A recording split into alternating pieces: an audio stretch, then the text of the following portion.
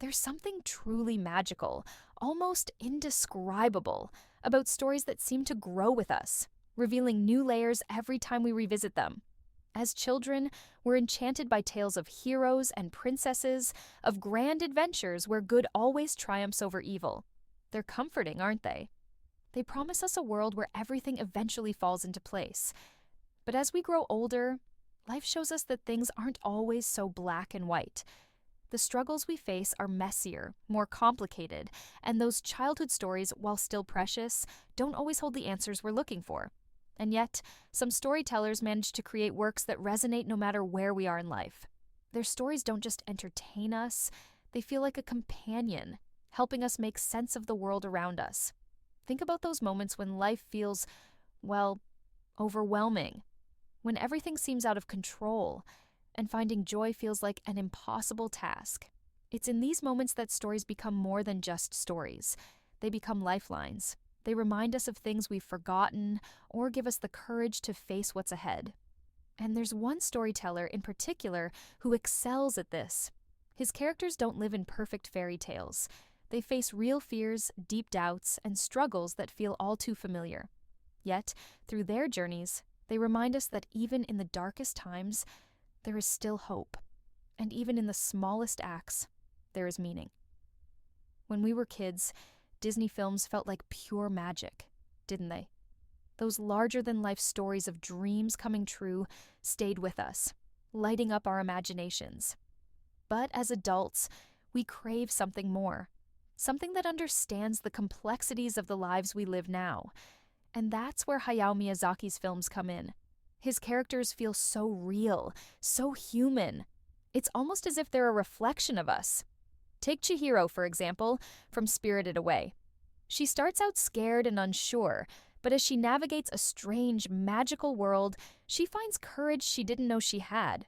Or Ashitaka from Princess Mononoke, who wrestles with impossible choices, trying to find harmony in a world at war with itself. These characters don't conquer or destroy. They learn, they grow, and they teach us to do the same.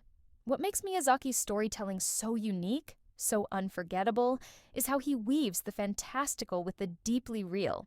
His films don't just let us escape into other worlds, they hold up a mirror to our own. They tackle big, sometimes overwhelming themes: the fragility of nature, the cost of war, the loneliness of growing up. But he never hits us over the head with them. Instead, he invites us into these stories gently, letting us sit with the questions and draw our own conclusions. It's like he's having a quiet conversation with us. And somehow, those whispers stay with us long after the film ends. And his characters, they're not perfect. And that's what makes them so relatable. His heroines, like Nausicaä from Nausicaä of the Valley of the Wind, or Sophie from Howl's Moving Castle, aren't your typical damsels in distress. They're resilient, brave, and unapologetically themselves. They stumble, they doubt, but they keep moving forward, showing us that strength doesn't mean never being afraid. It means doing what needs to be done despite the fear. And his male characters, they're thoughtful and sensitive, breaking away from the tough, stoic archetype we so often see. They remind us that kindness and strength can coexist. Even now, at an age when most would have stepped back, Miyazaki is still creating, still pouring his heart into stories that touch us deeply. His latest film, The Boy and the Heron, originally titled How Do You Live, has already been released, and I had the chance to watch it in a theater. Honestly, it was something else. Sitting there, completely immersed, I couldn't help but feel this overwhelming sense of connection. That's what makes his work so special, isn't it? He just gets it. Life is messy, imperfect, and complicated, but somehow he shows us how beautiful it can still be. The Boy and the Heron is yet another reminder of why his stories stay with us long after they end.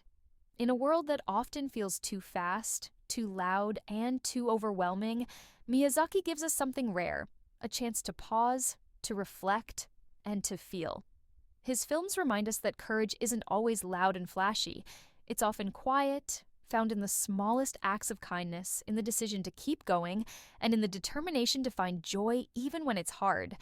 And really, isn't that the kind of story we all need right now? So, which Miyazaki movie is your favorite? The one that stayed in your heart forever? Let me know in the comments below.